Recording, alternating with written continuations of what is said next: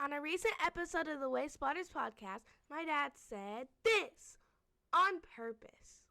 Well, the other thing I thought of, what if people go and try to change my descriptions, like my funny descriptions? Like, leave it alone.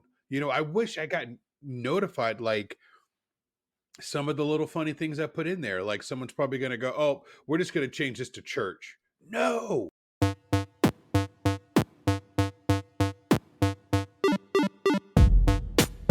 Hello, agents, trainers, keepers, pilots, eighth wallers, scouts, and our beloved explorers and wayfinders. Welcome to episode number 100. Welcome to episode number 213 of the Wayspotters podcast. Here at Wayspotters, we want to do everything we can to help you become a better wayfinder. We've always said we want to educate, entertain, and excite. Wayspotters is brought to you by the good people at the Pokemon Professor Network and our friends at Pickaxe. And today is Thursday, February the 12th, 2026. I'm Blame Jamal, and I'm here with my guy, Chris. What's up, man? How you doing? I'm good, buddy. How you doing? Rushing around a little bit today. Excited about the show. And if you guys are listening to the show right now, I have marked you safe from 7 minutes of the intro playing over and over. If you know, you know. Yep. What's new with you this week? Not much. We're just doing lacrosse and work and then lacrosse and work. So getting ready for Valentine's Day. We're actually going to go watch lacrosse because the Firewolves are playing on Valentine's Day. So we're all going to go watch the game and have some fun. And I'm prepping for my birthday in a couple weeks. That's right. Your birthday's coming up. That's right. Mm-hmm. My wife wants to go to Longhorn Steakhouse for Valentine's Day. They have this chicken or salmon thing that she loves, and that's where she wants to go. So there's going to be a long line. We're going to be waiting forever for a table, but neither one of us are super bougie. So if she wants to go to Longhorn, we'll go to Longhorn. So that's fine. Yep. Yeah. We used to go every year. We used to go to, I can't remember the name of the restaurant because it changed. And now it's completely different. But it's like they changed it from a Tex-Mex place to like a Tex-Mex cabana place, which is weird. And they chopped their menu in half. And one of the things that they chopped was the thing that my wife always got. So now we just don't go there anymore. Gotcha.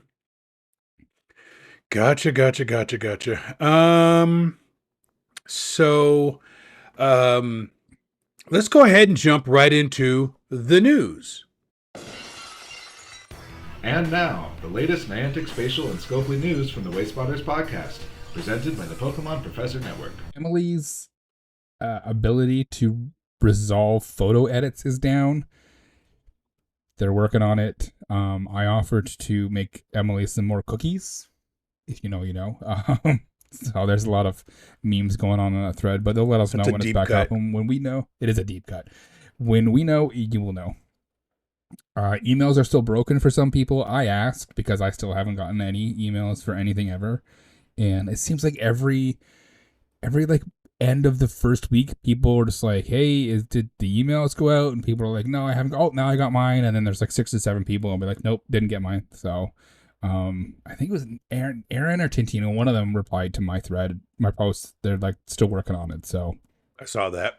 Yeah, it's disappointing, but it's probably borked. It is, right yeah. Now. I don't know. Yeah. So and they might not even know how many people that it's borked for. Yeah. Because some people might not even know they're not getting it. Right. Oh, I bet you there's tons. I I thought that maybe it was because my Facebook was linked to it, and maybe it was going to the email on my Facebook, but I delinked my Facebook, and that didn't work. So I honestly think it's because I unsubscribed at some point in my life because Niantic kept sending me crap I didn't want. And I was like, no, see you later. And now I'm paying for it. So right. Anyway. One other thing, I gotta say this. If you come across something that's in the wrong location, and we've talked about this on the show before, and the correct location is more than 10 meters away, use the help chat. It's really easy. You can apparently, Kate was telling us, KatettheKonz, our executive producer, was telling us that people are getting moves done from the map. Mm-hmm. They're clicking it, reporting it, and then telling, hey, it's here. and then they just move it, which is great, right? The thing that you don't want to do is don't move it 10 meters at a time, Right. because that's abuse. And certainly don't attempt to move it 30 meters in the opposite direction of where it's supposed to be, making it 100 meters away from where it's supposed to be. And maybe, just maybe, don't call Aaron a liar when you're trying to convince the world that you didn't cheat. When you were cheating. And you were cheating. Maybe. Even if you don't think you were cheating. And you got caught red-handed. And then you told everybody on the forum that it was supposed to be here, but I moved it over here because that's a better location for players to play. But it's really over here, but I want it over here. That's cheating. I don't know if a lot of people realize this from that thread, but they went and created a whole second post because people were just like, no, what you did was cheating. And there's like, no, I don't think you don't understand. We're like, no, we do understand. You were cheating. That's abuse. And like, no, you don't understand. He goes, fine, I'm just going to create a whole other thread. So he creates a whole other thread. And then I found it, and I was like, dude, like you literally admitting it was here. Yeah. You moved it here, but it was supposed to be there. Mm-hmm. I posted, and then Aaron merged it back with his original thread, and like I had a whole map, like in Paint, because I was at work. In Paint, I put 1, 2, and 3 on the map, and I'm like, I really want him to reply. I really want him, but he never did. And then they closed it. Do it. Yeah. Saw him close it. So. Saw him close it. Yeah. Right on. You got any more news? No, that's it. All right. So before we get to topic number 1, at the end of every episode, Chris and I always say, if you guys go on to a podcatcher that allows you to leave a comment, we'll read it. Now, I, for the longest time, could not get into our Apple ratings, but I was finally able to figure it out. So we have 3 written ratings from Apple, and I want to read them. So Chris, if you want to bring up the first one, I'll do the first one, you can do the second one, and I'll do the third one. So whichever one you want to bring up, I'll read it. All right. So this one is from... This one is from Sushi Slayer one. This one is from Sushi Slayer. So Sushi Slayer says, I've been a listener of the Wayspotters podcast for over a year now, and it's been such a fun and informative ride. I especially enjoy the dad joke segment and Wayspot of the week. Yes. They're always a highlight, and I've learned so much about how to properly nominate Wayspots and improve my chances of getting them approved. The insights and tips they share have made the whole process a lot easier and more enjoyable. And that was a 5-star review from Sushi Slayer. So Sushi Slayer, thank you. I still remember you and your wife. Oh, Happy birthday to your wife. Her birthday was a couple of days ago. Sarah, happy birthday. Yes, but Sushi happy Slayer, birthday, Sarah. Yeah, we remember meeting you guys in New York, and you gave us the buttons, and you showed us the buttons, and it was amazing. Buttons, yeah. So thank you for the review. So Chris, you can take the next one. I think those buttons might have been one of the more humbling things that's ever happened to me in my entire life. So that was amazing. Absolutely. I was blown away. I still talk about it to this day. Next one is from Nini. It says 5 stars. It says, wow, I have been wanting to get more involved in the Wayfarer side of the games, and I am starting from the very beginning, and I feel I am learning so much from Jamal and Chris. Thank you both so much for the hard work. Awesome. 5 stars. Thank you very much. Really, really, really appreciate it. And we're really happy to hear from anybody who says, hey, I'm just getting into Wayfarer, and I've learned a lot from you guys. It's very humbling, and we can... It always just blows my mind. It does. It really does, man. It's like you said, it's humbling. It's very humbling. Mm-hmm. And our last one comes from KJ the Man, who is a fellow Oregonian and a patron of the Pokemon Professor Network, and very active in our Discord, especially in the Good Morning Johto channel, the podcast hosted by Lane the Main. But KJ the Man says, I started listening to Chris and Jamal about 1.5 years ago, and I must say they do a great job working through the ins and outs of Wayspotters. With the topics covered on the podcast, I've been able to build up my local park for Pokemon Go, all while staying within the guidelines provided by Niantic. Wayspotters is one of the podcasts in my rotation that I look forward to hearing every week. Big thank you to you, Chris and Jamal, for putting out a great weekly podcast and solid resources for the community. That is also very humbling that you Yes, kind of that's make awesome. us like appointment listening, and a couple of things that KJ the man said there that I think that Chris and I are most proud of. I know I joke around a lot, but he said he's been able to build up his park within the Hmm. confines and criteria that Niantic sets out. We joke a lot here on the podcast. What's a few meters between friends and all this and all that. But at the end of the day, we want people to build their area in the correct way within the criteria. I like to push the gray area, but I'm never going to cheat or move something where it's not supposed to be. So I appreciate KJ the man that you call that out, and you can kind of see through the bits and the humor that we do, and understand that at the end of the day we're going to follow the TOS. Absolutely. Absolutely. So, thank you guys. And again, if your podcatcher allows you to leave a written comment, leave it for us and we will read it. We will try to read it as soon as it comes in, but sometimes things just things just happen. But with that, without a further ado, we're going to go to topic number 1. Get ready for topic number 1. Okay, so topic number 1 is one that I want to call measure twice and cut once. Kind of a best practices type of checklist.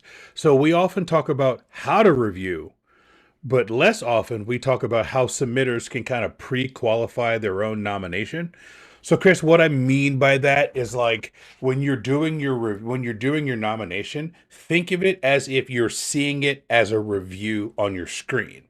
And how is that going to be interpreted by the reviewer, and how can you kind of make it idiot proof, gatekeeper proof? I don't mean to offend anybody, but think of it as if you're looking at this on your screen and you're like, oh yeah, 5-star, 5-star, 5-star, yes, yes, yes, yes, yes, all the way down. So I tried to put together a concise checklist. And this probably should have been on a Chris show because this is really right up your alley and you're a lot better at this than I am. But I'm going to give it a crack. And then if I don't get it right, we can clean it up on a Chris show. But we can just kind of A B these. But this is one that I need to improve on myself. So I'm a little bit self aware about that. Good photo angles. Make sure that you have a clear, well lit, unobstructed main image. So what we mean there is it's level, it's frame. I tend to be a little bit off this way, a little bit off that way, but it's a clear, good shot. And to get the chef's kiss from Chris and Maddie G and Sarah Amanda, make sure it's positioned where when it goes into the photo disc that it's centered. That's kind of the A plus there. So we realize that from time to time we don't really do kind of a fundamental remediary episode, so we want to kind of break things down a little bit for people who might be just listening. We know for whatever reason in the last few weeks we've got a ton of new listeners, so we're kind of going over this so you can understand some of the things that you need to do if you're just getting started in there. A good photo angle with clear, well lit, unobstructed main image. So that's kind of my first one. So if you want to take the next one. Yeah. Yeah. One thing I want to add to that is I've seen Cindy Poo in the Wayfarer discussion Discord has this really neat graphic that kind of displays what it looks like. So you get like 20% on each side, 25% on each side, and then the point of interest in the middle, it'll end up showing up in the photo disc really well. So just a little tip there. Number 2, clear, unique features. What makes this stand out from similar nearby places? So if you've got like a mural that's larger, capture the best part of it. If you've got like a playground, try and capture a really interesting side of the playground. If you've got like a church, try and capture the whole front of the church. Maybe get an angle where there's some stained glass.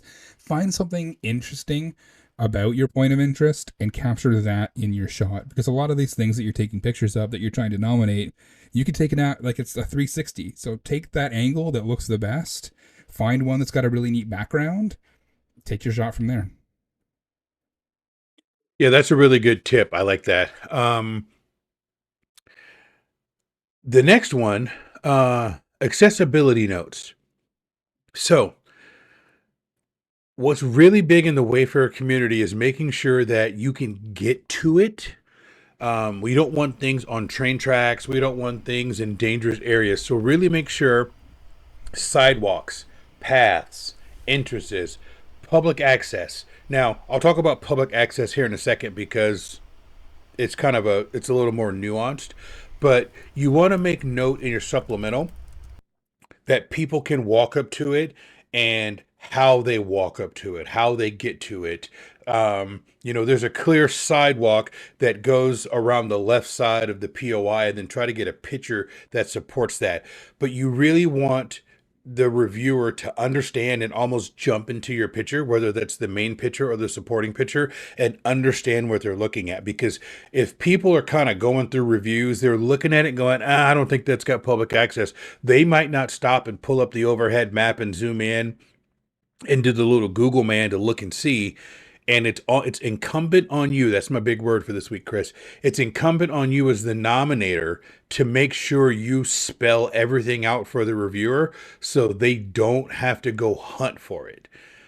The last thing I want people doing, and this is going to sound bad, but the last thing I want people doing is nosing around on my nomination. I just want them to just go through and approve it. So I put everything in there that the reviewer could possibly want. There's no need to go look at Street View. I'm going to tell you everything you're looking at. Now, before you jump in, Chris, I want to talk about public access because there's been a couple of things on the forum, and this is one reason why I want to put this on there. The POI does not have to be available to everyone. Right? Think amusement park. You have to buy a ticket to get into the amusement park. That doesn't mean that the POI can't be there just because you can't access it. There was that famous thing on the forum a while back about a marina where there was a POI that was behind a gate. And people were like, I can't spin it. I can't interact with it. So it's got to go. And it's like, no. Just because you can't get to it doesn't mean it can't. As long as someone can get to it, it is a legal POI and deserves to be on the map. So public access, when people see that, they go, oh, it's not accessible by the public. It might not be accessible by you, but I can get there. And as long as someone can get there, and that goes for military bases, amusement parks, you name it. A spa inside of a high-rise building in New York City. If somebody can get to it, then it's legal. So go ahead. You can talk now. Yeah. I'm done. Yeah. I remember that thread. That's why I laughed when you said it. The whole crux of that guy's argument was somebody played Ingress and they were on the other faction and they were using it as a hub for all of their fields and they didn't like that. So that was the whole crux of his argument. That was the whole point. Like, it was just like, no, he's like, I can't, it's got a code on it. I can't put the code in and get there. And we're like, it doesn't matter. Doesn't matter. Somebody can get to it. Yeah. Somebody can get to it. Yeah. Yep. Cultural, historical context, plaques, signage, artist info, dates, menus, programs, etc. So this is a big one. If as much information as you can give us about your point of interest is only going to help you.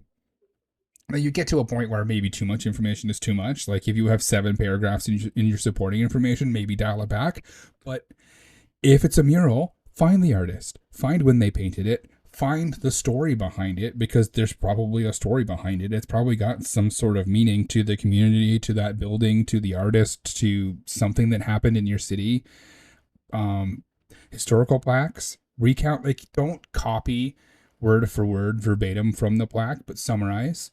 Find out something else that's not on the plaque about it. Find out who put it there, when it was commissioned, why it was commissioned. Every point of interest has an interesting story, and the more information you can put in, the better help yourself. Can you touch on one thing on this, Chris? There was a lot of things on the forum about 6-8 months ago about whether or not the artist's Instagram tag was okay to put in the description. You want to touch on that a little bit? Because I think people still feel a certain way about that. Some people don't like it, but to me, if we're taking that artist's work, repurposing it and putting it in the game, if they have, I will go out of my way to find someone's Instagram and put it on there, right? Yep. Like I won't say, hey, go visit their Instagram at, but I will just kind of sneak it in there. It was done by, at, and then put their Instagram handle in there. I don't see a problem with it, because you're going to direct people to go and see it. And this is the whole point of Wayfarer and the map, is to go and get people to explore. And if you can help them explore things on Instagram, why not? Right? And maybe you'll find other things that they've painted in your city on other walls that you can go find and nominate because somebody else hasn't. Right? Bingo. So that's gold. It's gold, Jerry. It's gold. All right. Safety and compliance. All right. So this one comes up again. Pedestrian access. Not in traffic, not in restricted areas. So very important distinction, Chris. Pedestrian access, if I can talk, and public access are two different things. Would you agree with that? Yes. So pedestrian access is something different. This is not the situation where the POI is at the amusement park and I don't have a season pass, so I can't go drop my Pokemon in that gym and they're getting 50 coins a day and I can't go join that raid because I can't get in there. Pedestrian access is things like there's a water tower and there's like 100 yards of chain link fence around it. And they clearly don't want anyone to go in there. That's an example of a POI that you shouldn't nominate. It's not that this is like their private property and somebody can, this is like a fenced off area. It's train tracks. It's restricted area. It's power plants, substations, things along that. So if there's a plaque inside of a substation, that's something that you probably don't want to nominate because the public is not supposed to be inside the walls of the substation, even if that might in other ways be a legally constituted POI. It doesn't have pedestrian access. Now traffic is something that we don't really have to worry about when we're nominating POIs. Now, I know there are some power spots that are like right in the middle of the road, but that's not a Wayfarer issue. That's a Pokemon Go issue. So that's never going to come through your vote. So we'll just leave that alone. Our issue, yeah. Yeah. But pedestrian access is something that's different than public access. And I think people kind of get those mixed up. So in safety compliance, I wanted to go over that. Yeah. I think one of the biggest things is if something is in a restricted area, like you need a ticket. I nominated the patio at my work where they have people for lunch. And I think the distinction is, for me at least, is it somewhere where it's safe for you to be on your phone? Yes or no?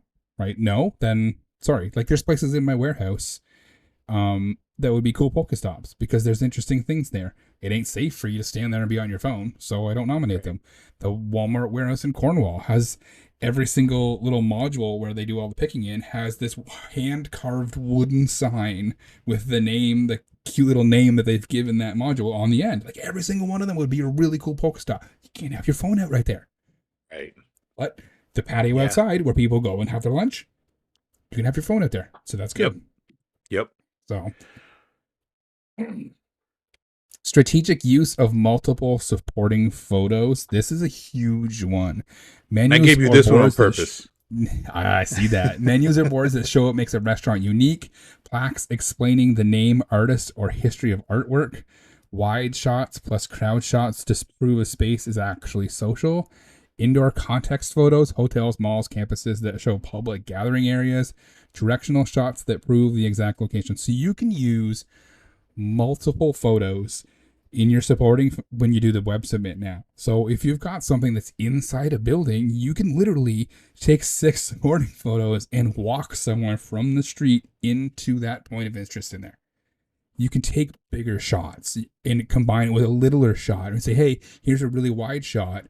And in the next photo, you can see a close-up that's of the point of interest in relation to some other things. And then you can use the supporting text to describe what people are seeing in your multiple supporting photos. Slam dunk. So you can just slam dunk your way into getting everything approved.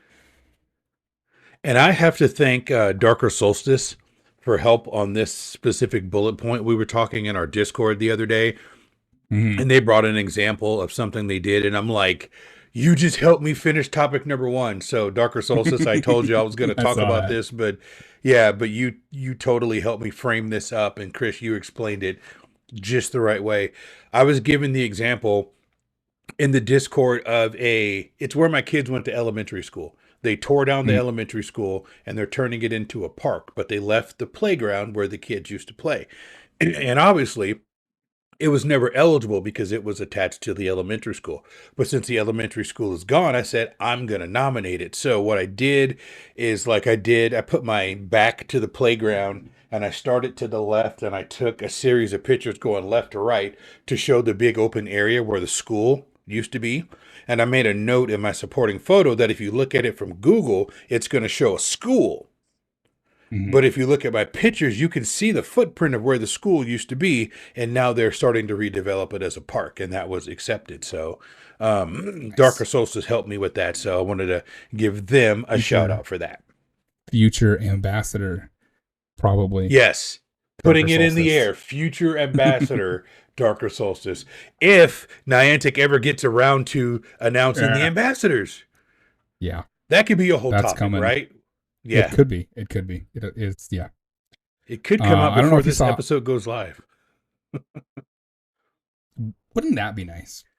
Yes. I added one more in there, just real quick to kind of put a nice little bow on this topic. Yep. Think of all of the questions that you ask when you're doing your reviews. Like, what goes through your brain when you're looking at a review? Okay, now I'm looking for this, I'm looking for that, I want to see this, I want to see that. Make sure that you're answering all of your own questions, because people are going to have those questions. And if they're answered before they know that they have those questions, it eliminates any reason for them to say no, other than the fact that if you're nominating a toilet or something. But if it's an eligible object, just make sure that you're answering your own questions. Yep. And Chris, I want to give a shout out to Shady Frady, one of the locals in Charlotte. We had a conversation about plaza signs at Raid Hour on Wednesday, and I told him I'd give him a shout out. So Shady Frady, here's your shout out. Thanks for being a listener. Thanks for raiding with us at Hornets Nest Park every week, even though I don't always show up because I'm at work. But I told him I'd give him a shout out. So he's listening to the podcast right now. Shout out to everybody in Charlotte, Freedom Park, Elmwood, Hornets Nest, Franklin Park. I could go on and on with all of our hotspots that we've built. You've seen on the map, Charlotte's lit. We're lit for Pokéstops. We are LIT, baby. Yep. All right. You got anything else on topic number 1, Chris? Nope, I'm good. All right. We're going to go to topic number 2. I think we're going to be like a regular show this week. We're not going to be talking for like a long time. We're going to keep it within the guardrails. So let's go ahead and jump right into topic number 2. This is Sarah Amanda. Don't forget about topic number 2. So this one might be a little spicy. I want to call this topic, are reviewers getting better, or did all the gatekeepers leave? So over the past few weeks, something strange has been happening. Nominations are flying through. Approval streaks are up, and people are reporting turnaround times that we haven't seen in years. So, Chris, I have 3 questions that I think we need to discuss here. There might be more. Number 1, so what's changed, right? Number 2, did submitters finally level up, like we talked about in topic number 1? Almost like we planned these shows. Or number 3, did the gatekeepers disappear and go play Ingress and Recon? Wow, I shouldn't have said that, but I said it. It's out there now. All right. What do you think? I think question 1 and question 3 are the same answer. Okay. The Ingress people are gone. I mean, I hate to say it, but it's what we're all thinking. I really think that a large portion of the people who were kind of bogging the system down, not approving any of the gray area stuff, they're gone. So, I mean, I think I think that we'll get into the second question in a little bit. I have some issues with what's happening lately, but I really think that the gatekeepers are gone. Like, I hate to use that word, and like I really don't use it as often as some other people, and like, I really hate it. And I've got an the feeling I interesting get, take though, on the like, gatekeeper thing in here in a second. So I want to dig into that, the word gatekeeper and how it might not be a bad thing. But I'm not here to dunk on anybody, right? I'm not dunking on reviewers. I'm not dunking on Ingress people. I'm not dunking on Need More Stops people. I seriously am thinking about system patterns, community behavior, and what data might be telling us. So number one, have submitters actually improved? So I'll take this one to start. I think we have a more experienced nominator base. Now, that might seem a little counterintuitive if you're on the forums where people are like, this is the first time and why didn't my Pokestop appear, this and that. Okay, you're going to see that. But I think for the most part, the people that are making nominations have kind of been there and done that, have been doing this for a while. You're always going to have new people. But I think the nominator base is more knowledgeable now. Now, podcasts like the Wayspotters podcast, internet guides, Discord servers are doing a really good job of educating people. So I think people are reaching out and using their fingers to find resources to make themselves better when they're nominating. And I think people are getting better with their supporting statements. Kind of like we talked about in number one, I think people have kind of gotten burned and they are trying to wise up and say, hey, I'm going to make myself better. I think people are using better photos. And I think the number one for me, Chris, is I think there's less coal clogging the system thanks to Emily. There's a lot more things that we are not seeing, and it's making it easier. Because think about it this way. If you are only doing 25 reviews a day or only doing 10 reviews a day, and you see 10 things that you can legitimately vote on and don't have to vote down, things are going to go through the queue a lot faster than if you get 10 things that get denied. Then that's 10 things that you won't see of mine to approve it, to put it on the map. So that's kind of my hypothesis. And I don't know if you have one, but that's kind of how I'm kind of framing it. I think that you've nailed it right on the head. I think that Emily has done a lot of hard work, but I think that people are getting better.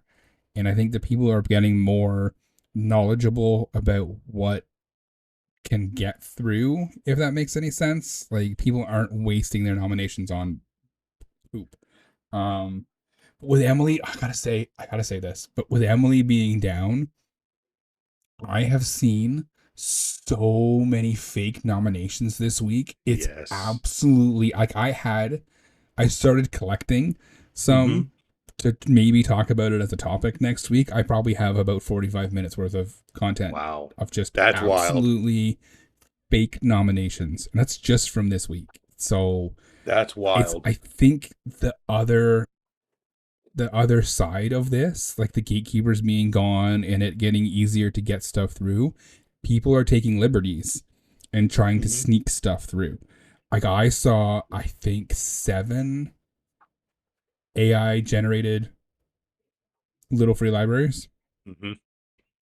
And like, you can tell that they're AI generated because the word little has like 3 T's or free's got no E's. Right. Like, AI hasn't gotten that good yet. Yeah. And then like other people are just like, okay, well, I can't get away with AI, so I'm just gonna pull a picture off of the internet. But like, I can tell from the background of the main photo that this is not your house. And reverse image search exists. It's like so easy. And it's usually the first one. Like, it's Google image search is so easy. It's just not found it. Yep. It's right there. There it is. Click here to see it on Instagram. Like, so I think that people are getting better, but I think people are starting to take liberties.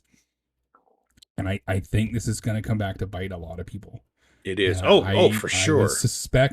I would suspect in the next week and a half, 2 weeks, we'll get a bunch of people posting on the forums about how they were suspended and unjustly. Right. I want it. All right. So number 2, reviewer pool shifted. So my bullet points here are: did burnout drive away the strict reviewers, the people who were ultra map purists and they just said, forget it. I'm either going to approve this or I'm just going to stop reviewing. We know a few people have stopped reviewing in the past who have been longtime reviewers. Cindy Pooh is one. I'll say her name. There's another person we talked about that was a frequent contributor on the forum that just stopped altogether. But I think burnout and maybe a couple of other things, maybe some Niantic policies have driven away some of the strict reviewers. I think, like we said before, the split drove away the Ingress reviewers. There's some people who primarily played Ingress that are now nominating in Recon, and they're not necessarily the gatekeepers. They just, Pokemon Go was never their first game, so they want to be able to interact with the portals and hack the portals. So they are more of a Recon person now because that's the game that they mostly deal with. So that's not necessarily a bad thing. That's more of they chose Ingress over Pogo. And I think this one is one that I'm just kind of putting into my overall witch's brew of what's going on. I think the rumors of faster approvals have brought in more casual reviewers. People are like, oh, you're getting upgrades that fast, and people are going in and doing reviews because they like to see things on the map. So I think that's happening. Seasonal surges. The South. I live in Charlotte. We had like 9 inches of snow last weekend. I couldn't go anywhere. Like, I didn't want to go drive in 9 inches of snow. I know 9 inches of snow is nothing to you. You live in Canada. But for 9 inches of snow in Charlotte, shuts down the whole city. Like, we walked to the store, and it was literally like The Walking Dead during the apocalypse. There's like one car on the road, and it's ka-choom, ka-choom, ka-choom. And there's like nobody out. And I know in 9 inches of snow up there in Canada, you guys are pros. But my point with that is, a lot of people were in the lower part of the United States were stuck in the house, and people were reviewing. There was nothing else to do. So, and I think we see seasonal surges where in the summer when people are out playing, reviews go down. But I think it's winter and it's cold, and nobody really wanted to be outside, so everybody was at home reviewing. And then that brought in a lot of new reviewers into the system because people were like, oh, I can get an upgrade and I can do this. Although I don't know if anybody really needs an upgrade now, but that's neither here nor there. So that's kind of my hypothesis on the reviewer pool. So I don't know if you have thoughts on that. No, I think you nailed it. I think it's there's a lot of new folks who are, because a lot of people are just like, okay, well, the Ingress people are gone. So now the Pogo people are just like, well, I'm going to, even if they tried before and they had stuff rejected, and they're just like, I give up. Right? Okay, now, oh, you're saying it's easier, so I'm going to come back and I'm going to try. And if they get 1 or 2 things in, now you're hooked again, right? So, and if you're going to review and if you're going to get upgrades as quickly as you're getting them, if you're new, you probably don't know that you don't necessarily need them. Like I resubmitted that sign that we talked about the other day. I had a resolution back in 4 days. Right. Like that's crazy for even here. Like even right. here it was like a week was like pretty good. That's right. You nominated it. Insane. You nominated it during the show, and it was live before the podcast hit. Yeah, it was. Yeah, it was crazy. Like I got 2 more that I did because I went through and I was poking around on the map, and I'm like, oh, I'm gonna do that one. I'm gonna do that one. So we'll see how those go. But like 4 days is crazy, and if people are getting resolutions that quick, they're gonna talk about it with their friends, and the best thing that Wayfarer does is have Pokéstops show up on the map, because then if you're at raid day and be like, hey, how did that Pokéstop get there? And then someone's like, allow me to lead you to Wayfarer. I will show you the way. And I will show you how I did more that. people or whatever. It's just word of mouth advertising is Wayfarer's bread and butter. That's come up at my park. People are like, man, this park is a great place to raid. How'd you do it? They're like, Jamal did it. Like, oh, what'd you do? I'm like, all right. Crack my knuckles. Let me tell you, there's a thing called Wayfarer. Here's a link. Let me text you a link to the podcast. And I text a link to our podcast, Chris, to so many people. I'm like out there selling it. I'm like, just listen to it. It's a good podcast. But I think you're right. I think you nailed it.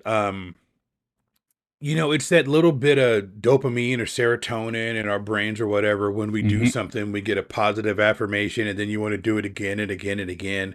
And then it happens enough to where when something bad happens, you're like, I'll brush it off and I'll do it again. I've heard a ton of people that I've interacted with. It's like, oh yeah, I nominated something and it went through. It was cool. And then I'm like, did you do something else? No, I just wanted that one. And I'm like, okay, keep doing it, keep doing it. But they did it, you know? So it's Yep. cool. All right. Yep. So thresholds or automation tweaks. So these are some things that we'll never know, but it's out there. And I think the people who are paying attention understand what we're going to talk about here. So has Niantic done some tuning on the back end? Emily's been assisting in the triage of getting things. Emily has been assisting in the triage of clearing the coal so we don't see the coal. We only see the nominations and Emily goes, yeah, I'd pass that. Let me send it to the community. But the things that are like really bad, she's keeping them from us. Some slip through, but for the most part, she's doing a good job. I really believe that they're doing something on the back end to clear all the modules out.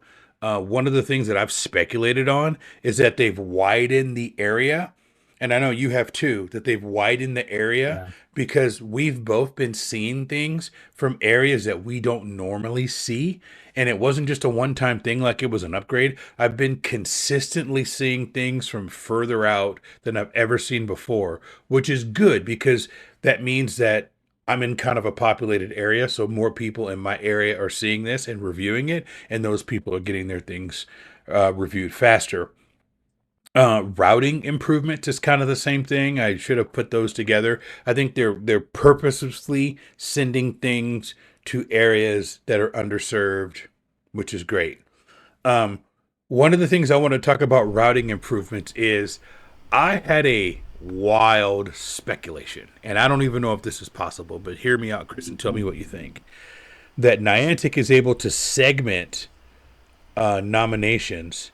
And if your rating is good or great, they can send you things from areas that need to be reviewed more. Like you were seeing things from Western Canada.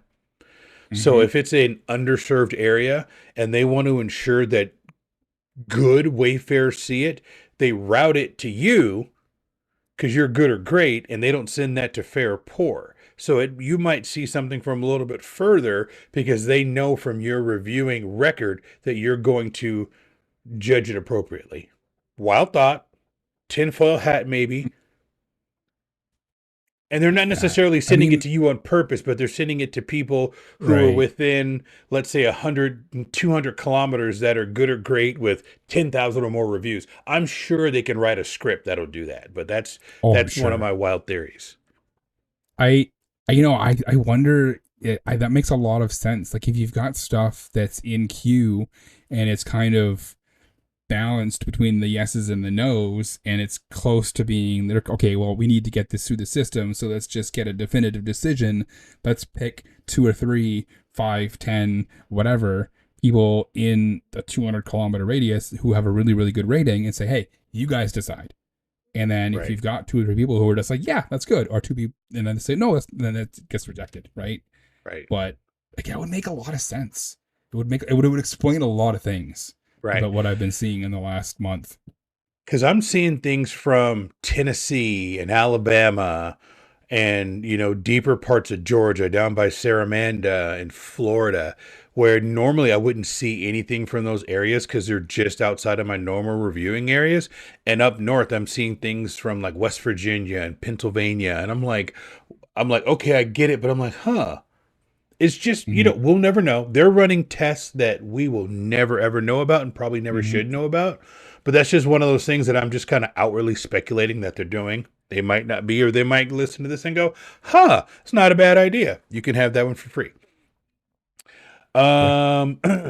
So fast tracking obvious accepts is something that, I wish that they would do. And Chris, that would manifest itself in Emily used to approve those, and now they're sending those to us, but they have a select group of voters that they're like, we're pretty sure this is a slam dunk, so we're just going to automatically send it to you. And then the opposite happens. Something that's obviously coal, they've turned up Emily to say anything that has school or any of these other keywords aside from the picture, just send it back automatically.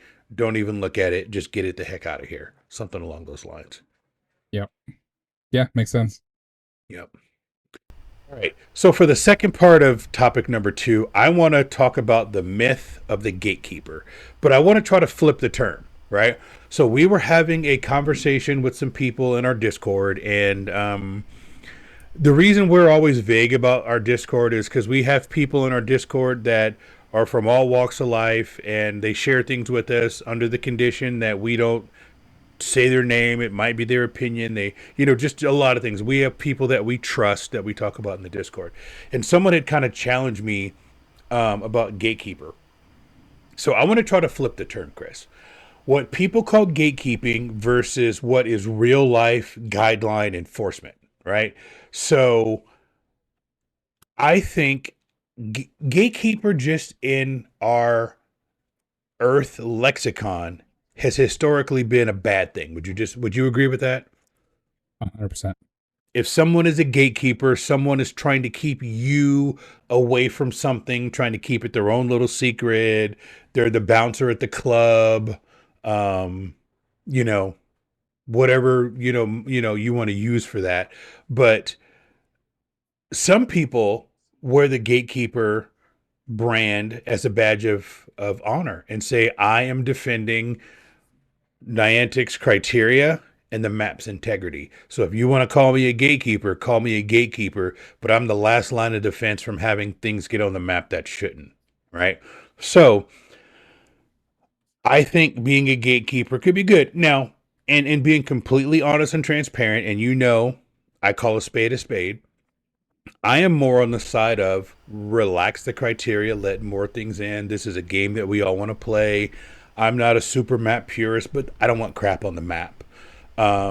So I think real time guideline enforcement, I think you can be a real time guideline enforcer without being a gatekeeper and saying that mural is not good enough or that trail marker is not good enough. I think that's the difference between being true to the guidelines of being a gatekeeper. That's how I want to break it down. I don't know your thoughts on that. Yep. No, I completely agree. One of the 2 things that I've resubmitted is a trail marker. Yep. And it's got 2 arrows on it, and people were like, that's not enough. So yep. It happens. And then the other thing is kind of the anti that. So I've heard this from people in my local area. We always joke, kind of in the comic book era of somebody's villain arc. Oh, that's when their villain arc started. They got turned down by that girl when they asked them out on a date or asked that guy out on a date, and it took them down a dark path, or Batman this, and I think villain arcs do exist in the Wayfarer community. I think there are some people that we've seen them on the forums. They're like, how can this be approved when I tried to do this and this didn't get in? And it's like, it's 2 different things. But then people go on these streaks where they do nothing but try to sabotage other people's nominations because their little free library didn't get approved, and they get on this villain arc. And then they kind of turn into a gatekeeper, and they're like, if it doesn't meet the black and white letter of the law, I'm not going to let it through because mine didn't get through. So that's not good either. And that's kind of the downside or the dark side of it, but that happens. Yep. 100%. Right. And it's unfortunate, but it happens. Yep. And then there's cognitive bias and echo chambers. And both of those can be bad, especially echo chambers.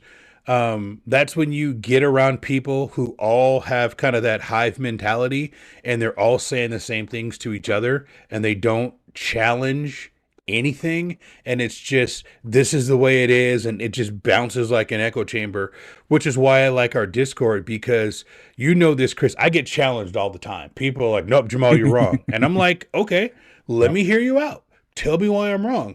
I don't want to just have this kind of confirmation bias that just because I think it and I see it and I say it on the podcast that it's right, I might be wrong. Heck, most of the time I am wrong, and I'm self-aware enough to know that, and I'll go back in and change my position on things. But I think that can be dangerous. And I think that we see some of that on the forums when you look at people just getting dogpiled on by people saying the same thing over and over and over, and it just literally becomes an echo chamber. Yeah, I got challenged today on some stuff that we were talking about in one of our little private chats there, and I see the point that was being made. I don't necessarily agree with it, but I can understand that perspective, and that back and forth is really important in Wayfarer, because there's a lot of gray area, and there's a lot of kind of things that are open for interpretation. And if you're not open to other people's interpretations of what you're seeing, you're just going to live life on an island. Yes. Essentially. It's funny you say that word. I'll leave it alone. Yeah, we're not going to get into that. Yeah, we're not going to get into that. All right. But at the end of the day, sometimes gatekeeper just means someone who reads the criteria. And I fully acknowledge that I have accused people in jest of just kind of trying to making fun or a bit, accuse people of being a gatekeeper, but they might be looking at themselves as someone who reads the criteria and interprets it the way it's listed. And the best way I can make that analogy is I live in the South now. And there's people here who read the Bible and believe like every word, like word for word, like not like, making it kind of like a common sense thing, but they're like, it says this, and that is the absolute truth. And I think there are some people that read the criteria, and regardless, if it doesn't fit in that box, it's not the truth. So I have a little challenge for you, Chris. So the next part of the notes, and I'm sure you've seen this, but I've got some uncomfortable questions that I want to ask you, because I think you're probably the best person to answer these questions. And if this bleeds over into another show, it does. And Chris is doing his fingers, but I've got some uncomfortable questions for Chris. So I want to read these out, and then you can pick and choose which ones you want to answer. But question number 1, are marginal things sneaking in? That's question number 1. Question number 2, are reviewers rubber stamping? Question number 3, are appeals increasing? Are we seeing more appeals, do you think? Number 4, do you think that this is going to snap back? And what I mean by that is every reaction has an opposite and complete reaction. An opposite reaction. There it is. I knew I was going to get that wrong, but you got it. Number 4, which is kind of similar to what I've been asking you, I think you're kind of getting what I'm going for here, is quality drifting, right? And then the last one is about edits. Are edits going faster too? But we can kind of scratch that. That's a whole nother thing. But I think essentially what I'm asking you, Chris, is quality drifting. So any one of those you want to touch on, but I think you kind of understand where I'm going with this. Mm-hmm. I've done 1,000 to 1,600 reviews this year so far. Mm-hmm. I don't necessarily think that quality is slipping. I think that people are getting a better understanding of what's eligible and what's not. I think that there are people out there who are more liberated, I think it's a good word. More empowered to try things that are more in the gray area. So I don't think it's necessarily the quality slipping. I think that there's more in the middle stuff that I'm seeing. Stuff that I really kind of have to sit and think and go, where is this? What kind of effort are you putting into this? And I just updated my stats while you were talking there, and I got 22-ish more reviews, and like 18 of them were accepts. So, I don't necessarily think that quality is slipping. I think that there's marginal stuff that's going to end up making it onto the map, stuff that wouldn't get on before, and I think that's kind of going to be the new normal. And I don't think we'll necessarily snap back to a point where we were before. I think we're gonna level off in this area that's less. It's a little bit lighter gray than it was before. So it's not necessarily skewing towards the reject. It'll be start to skewing towards the accept. And I think that we're going to see a lot of suspensions coming through, because I think there are a lot of people out there who think that they can get away with things that they can't. Now, let me ask you this. Do you think that we've gotten to the point where the need more stops people are the norm? Because remember, they used to be the outliers. Do you think we're at the point now where, it's good, it's fine? Do you think we're at the point where those people are the majority of the voters? Probably. I think that I feel like as a community, we've gotten away from that whole we need more stops kind of vibe. And I think that people are less likely, because the whole need more stops group and vibe was kind of like, I'm just going to nominate literally anything that's bolted down.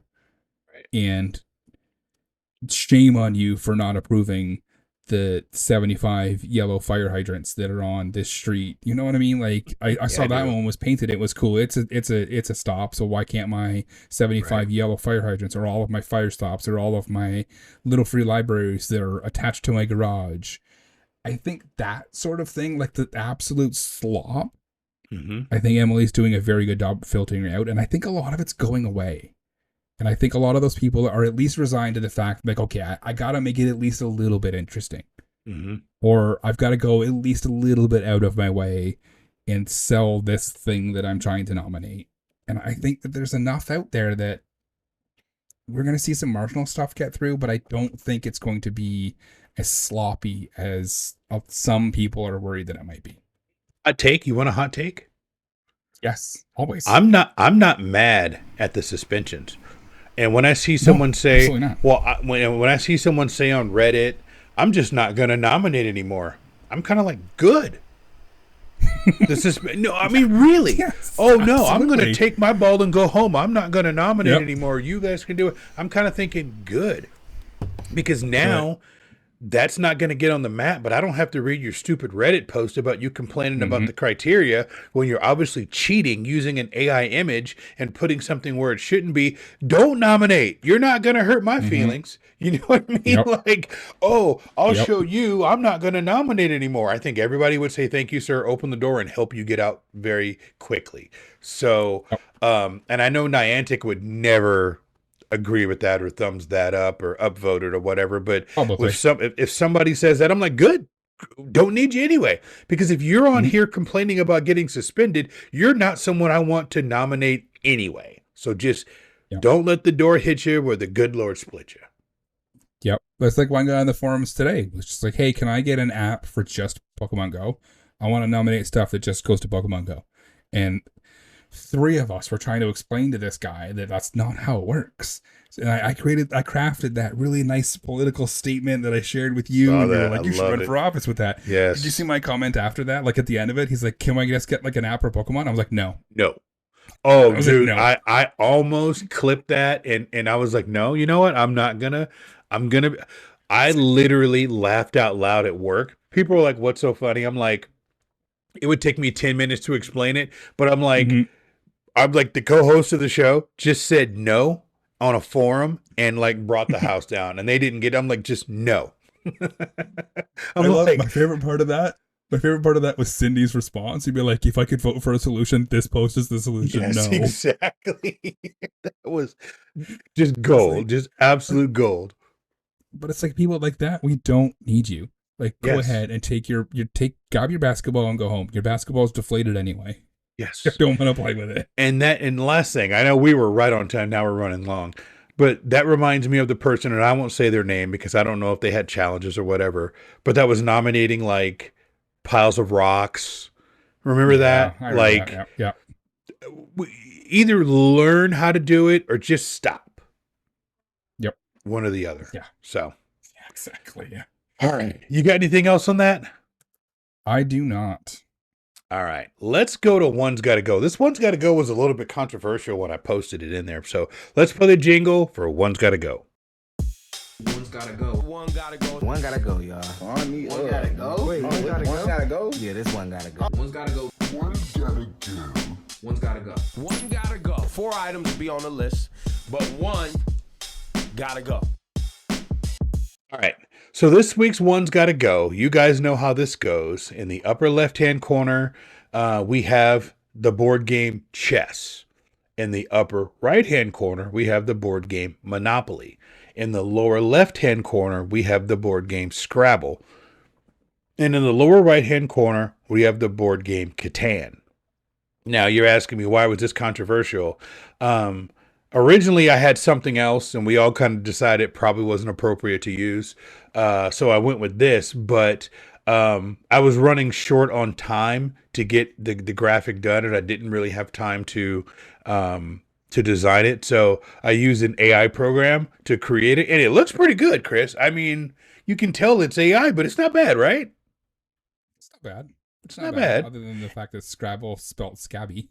But hey. It did, but it spelled Scrabble the correct way on the label. Yes. It spelled it on the label correct. So I was running out of time. I had to leave from what I was doing, but I was trying to get the show notes done, but it doesn't look bad.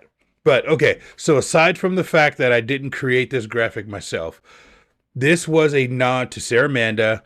I saw on Facebook she was playing board games with a whole bunch of people, and I thought, I don't remember if we've done a board game in a long time. It's been a hot minute. It might have even been season 2 or season 3 the last time we did something with board games. So I searched up kind of the highest grossing board games, the most popular board games, and this kind of was the consensus.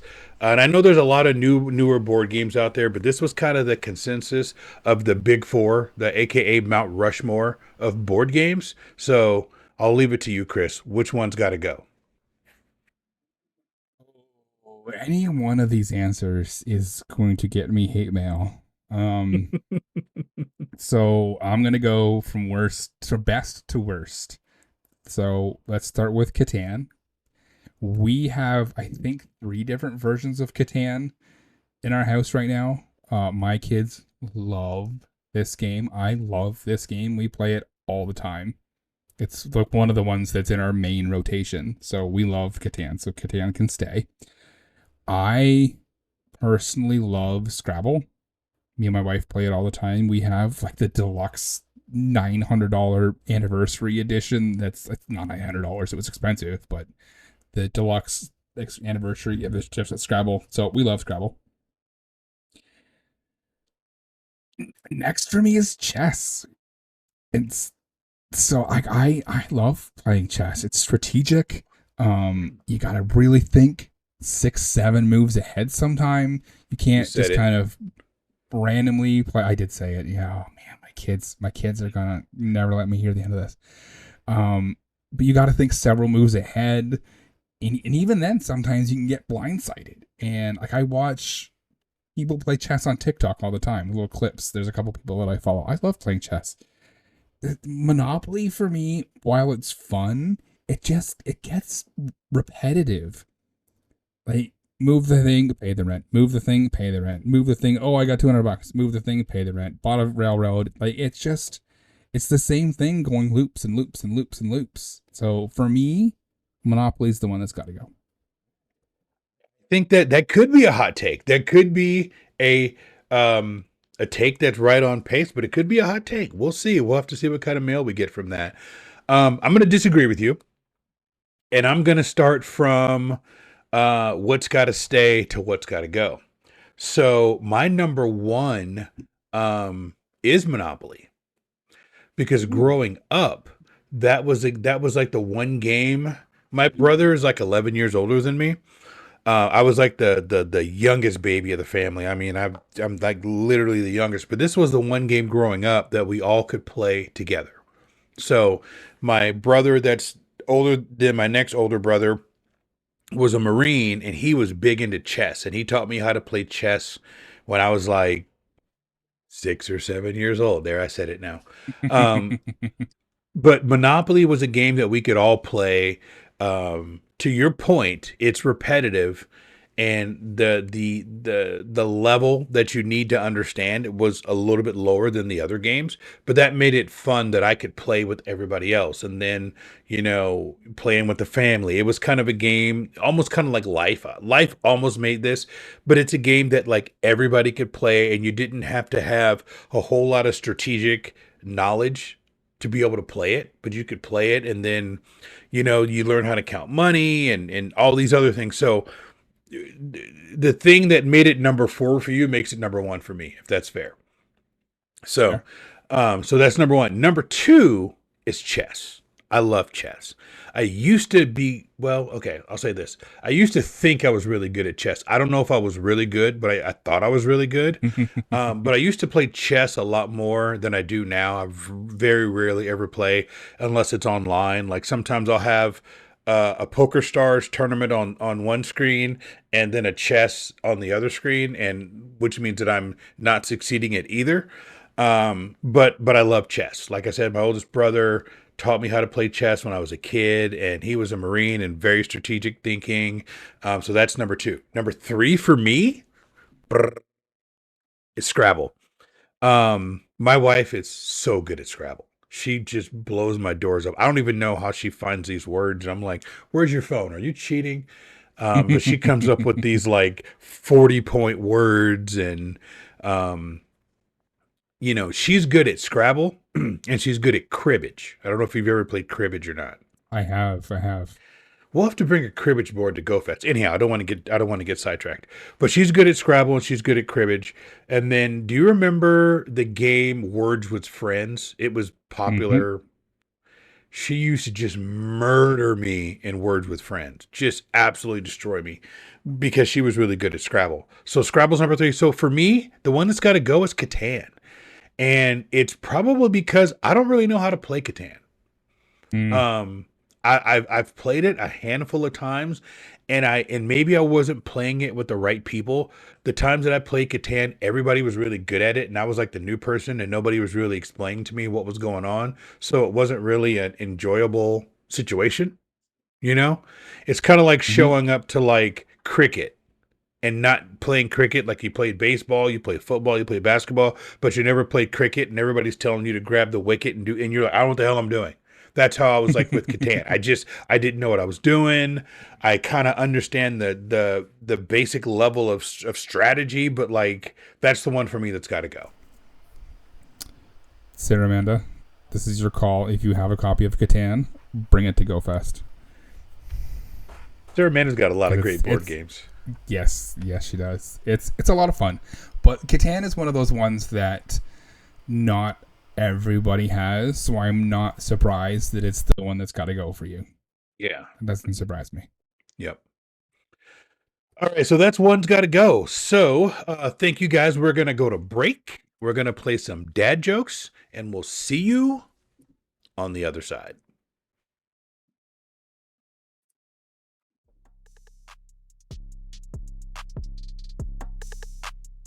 This is Darker Solstice, and you're listening to the Wayspotters podcast.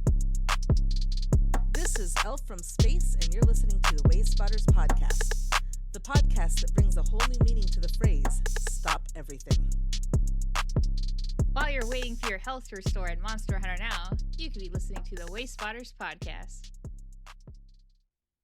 Season 5 of Dad Jokes. You guys keep encouraging him. This is why we can't have nice things.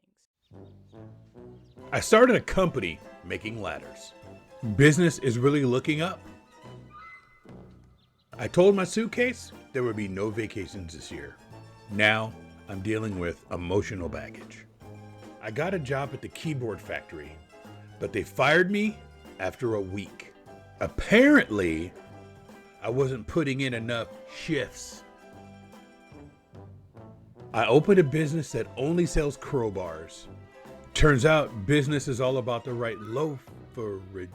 So I tried to write a book based on glue, but I keep getting stuck on the first chapter. So I had a great idea. I was going to open a business that only sold pancakes. At first, business was flat, but now it's really starting to stack up. I was at the airport and I heard people talking about a camouflage plane. To be honest, I really can't see that taking off. All right, everybody, welcome back to the Wayspotters podcast. You've got Chris, you've got Jamal, and we are going to jump right into Wayspot of the Week. Here is a beautiful example of a Wayspot of the Week, which may or may not be a 2-story mural. All right. And Cindy Pooh, almost like we planned these shows. All right, so this one is called Good Things Happened Here Mural. And this is from Apex, North Carolina. And it looks like it's The retaining wall. So first of all, let me paint the picture. Blue sky at the top, really bright green trees to the right, no clouds, dirt and grass on the bottom. You've got a kind of a fir tree on the left side and a fence above this mural, right? So it looks like there's like a medical building in the back that's light gray and then brick. And then there's this really beautiful mural that pops off the screen at you. It's like electric blue, and then it fades into pink, and then it fades into orange, and the orange almost looks like it's the shape of the sun. And it says good things happen here in white letters with like a dark shading underneath it. And it's like this would normally be just a gray wall that's probably holding back a retention pond, but they've turned it into something really good. And the message it's giving to me is that whatever that doctor's office is in the back, people are getting healed. And the description says, art that celebrates the good things that happen here at the Peak Rehabilitation Hospital specifically, and the town of Apex in general, by artist Rachel Castaneda. So it's not a hospital where there's like ambulances coming inside. It's a hospital where people go to get rehabilitated, and it's really cool. And I told Cindy Pooh we were going to use this as Waste Spot of the Week. That's beautiful. I love this. It's a great message too, and it's very, very colorful, very vibrant, and it's amazing. Waste Spot of the Week. Yep. Let's go to Waste Spot of the Week, number 2. This is Sarah Amanda, and here's some Wayspotters approved points of interest. Waste Spot of the Week number 2 comes to us from Jojen Reed, and it is another mural. This one is, again, very colorful, very vibrant. It's a bunch of birds and butterflies against a very vibrant blue background. There's a bunch of flowers on it on the right-hand side. And on the left, there's more flowers. And there's in the middle, there is a yellow butterfly. And then like looks like an orange bird, and then a cardinal on the left. This is gorgeous, and this picture was taken at nighttime too, and the contrast of the night sky in the background is really, really cool on this. And it is NC State Symbols mural, beautiful hand painted mural, curated by Russ Petty with help and funding from the Pineville community, established 2025. This is gorgeous. I love this mural, and anything that's kind of funded by the community is even better. Yep. Both of these are from North Carolina, so we're celebrating the North Carolina thing today. So nice. So something that we shouldn't celebrate, Chris. Let's play the jingle for Call of the Week.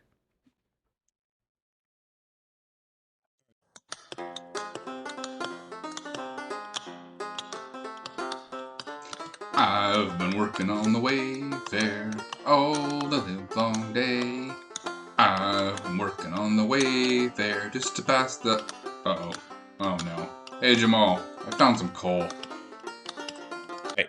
So this week's Call of the Week, I'm calling this is why we can't have nice things. So for those of you listening, you can probably guess this is something someone nominated. They nominated, Chris, a bus stop. What have we been saying since Niantic brought in the street corners and the bus stops?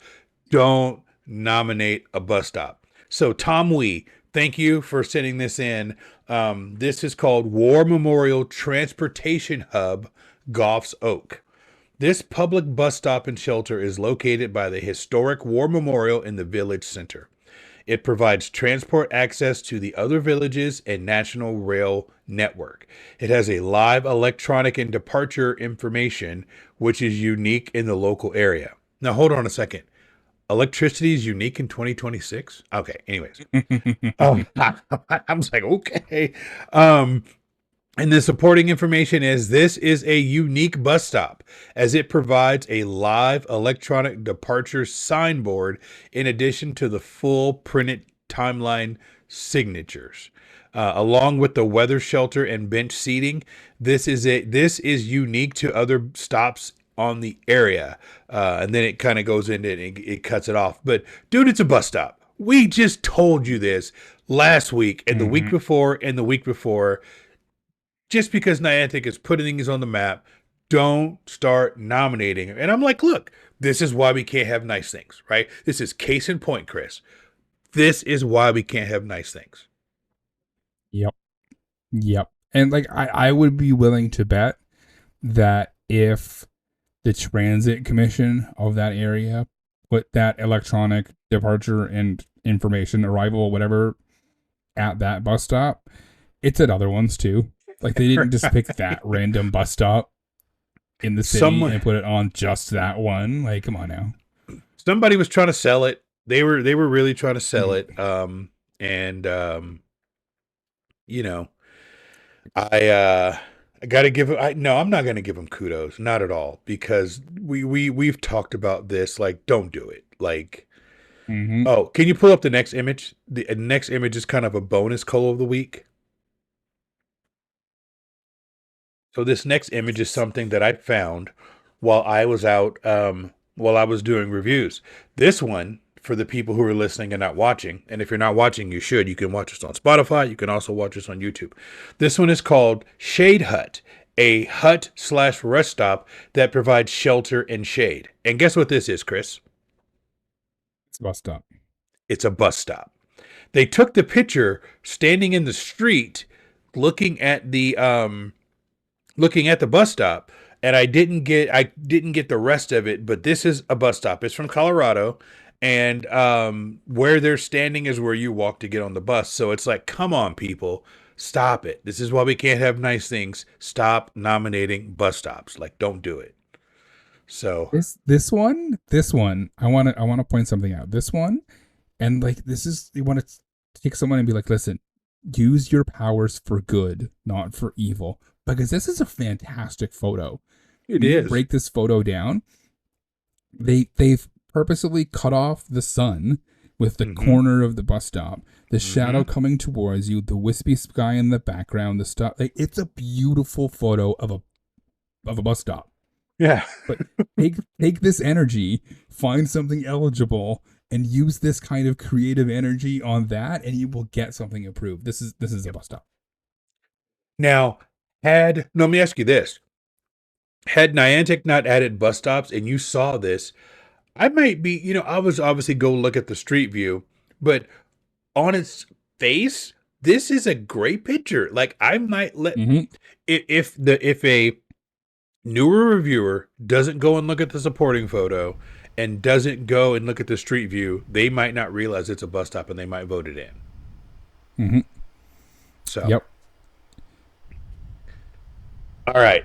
You got anything else? I do not. All right. I'll go ahead and sign us off. We'll get everybody back out to their Sundays and make sure people are safe from the intro repeating for 7 minutes. All right. And with that, that's going to do it for this episode of Wayspotters. Now, I can't end an episode of Wayspotters without giving some love to the people who make this show possible. So first up is our incredible executive producer, KatettheKonz. You rock. We really appreciate you. A huge thank you to all of our patrons. We love you. And of course, a special shout out to our show historian, Maddie G, who's been keeping those records straight since day one.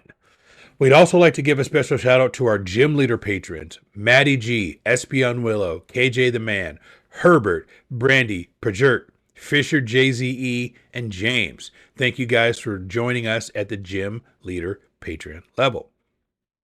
And the other executive producers on the network, Good Morning Johto, Monkey Bread, Lured Up, Xander, Special Conditions, Tish Smith. Thank you to all of our executive producers. Just like KatettheKonz, you guys keep these shows running on time, and we really appreciate you. And a special shout out, an extra special shout out to Boris Yeah for being our Giovanni level supporter. How cool is that? And you get your own special graphic that I showed you last week that I hope you like.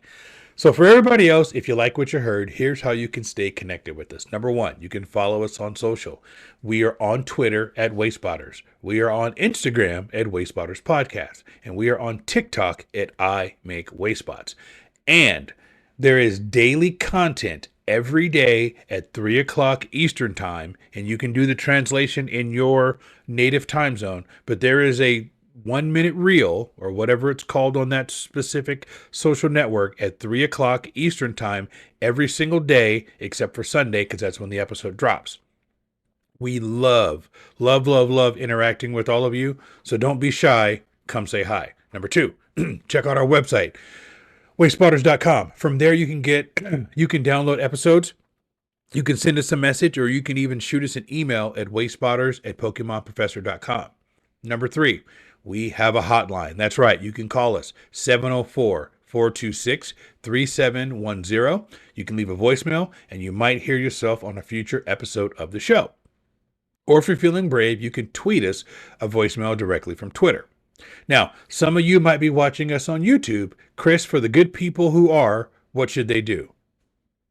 Like this video, click subscribe if you really like the video, and also click the bell to be notified whenever we post a new video. And that web address is www.youtube.com/@WayspottersPodcast. Number 4, if you want to support the show, like the good people we just mentioned, the best way to do it is by joining the Pokemon Professor Network Patreon. For as little as $1 US a month, you'll unlock access to our Discord, where you can hang out with everybody who creates content and all the fans from all the shows across the Pokemon Professor Network, including Special Conditions, Gotta Watch 'Em All, Purified Podcasts, Good Morning Johto, Sleep It Off, After Dark Cry, and Lure It Up. And of course, your favorite, the Wayspotters Podcast. It's a fantastic community, and we'd love to have you there. And finally, the simplest way to help us grow, give us a rating on the app that you're listening to right now. 5 stars really helps the show grow, and if your podcatcher allows you to leave a review, do it. One of us will read it right here on the show. We just proved that today. And that's all we got for this week. Thank you so much for listening and being the best part of the Wayspotters family. We'll be back next week with more stories, more nominations, and more fun. And remember, what's a few meters between friends?